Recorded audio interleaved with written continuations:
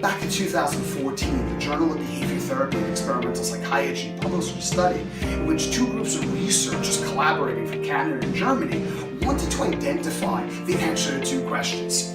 And they were, what effect does our movement patterns, specifically our gait patterns, have over affective disorders such as depression and basically emotion overall? And what effect does our gait patterns have over self-referent memory? And I'll get into what I mean by that in just a second.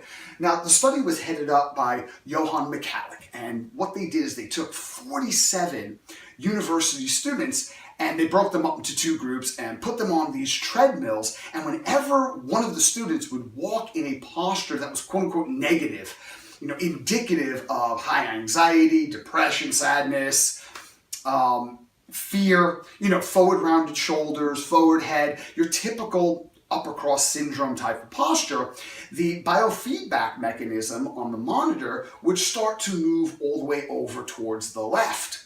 But every time that one of the students would walk in a quote-unquote positive type of posture, the gauge would start to move towards the right. Now, the researchers clearly didn't tell any of the students what they were monitoring, but they coached them to walk in specific types of gait patterns that resembled either a negative gait pattern or a positive gait pattern.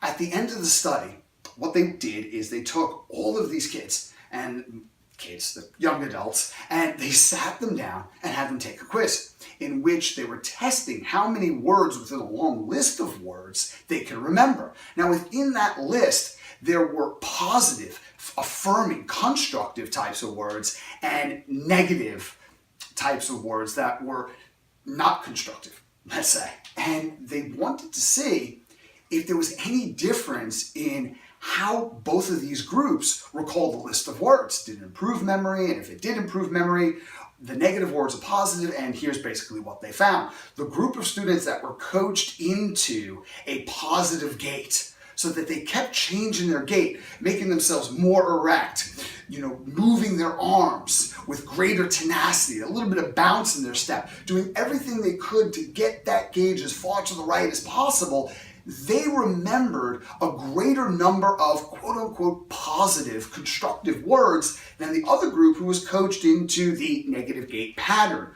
So what's the point, Bobby? Glad you asked. And the point is, I was on the phone the other day with a manager who said, yeah, my trainers got to be closers because we have high demands in client acquisition. And I hear that all too much. I've been around some amazing teams without almost every trainer with a full book of business, and I can tell you this. Yes, you have to ask someone for a decision, but your best trainers, your busiest trainers, are your best trainers. They not only affect someone's body, they affect their mind, they affect how they feel, and you can't separate any of those three. So rather than being an incredible closer or finding the right closing technique to overcome the objection, how's about changing someone's emotional state during the session through things like corrective postural types of exercises? And what that does is put them in a state where they're more confident, they're more self-affirmed, and when we're more confident, more self-affirmed, we are more likely to make a decision that supports doing something aligned with our values. When we're feeling, negative type of posture, threatened, when we're feeling afraid, when we're feeling depressed, we're more focused on loss aversion than desire to gain, and that's where we get a lot of our no's from. So basically, demonstration beats conversation. And this study proved that when you change your physiology, it affects your mentality. You want to change your clients and your prospective clients' mental state, change their gait. It's that simple.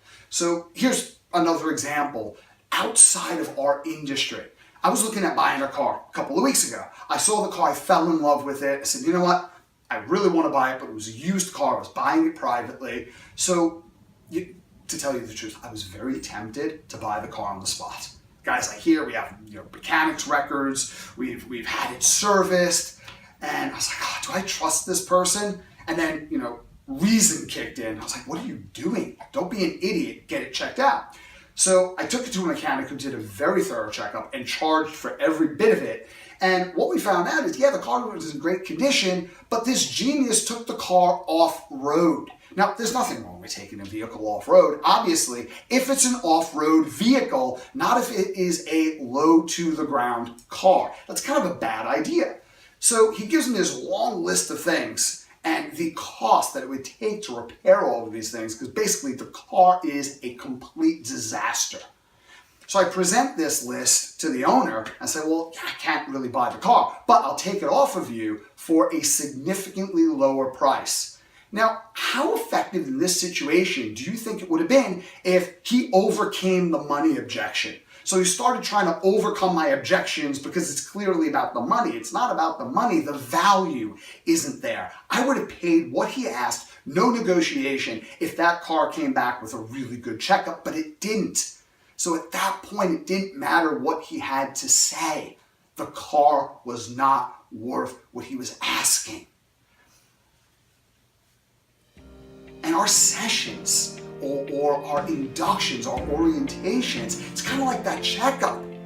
It's not having a conversation about how great our services or product is. It's a demonstration of the efficacy and the viability of it.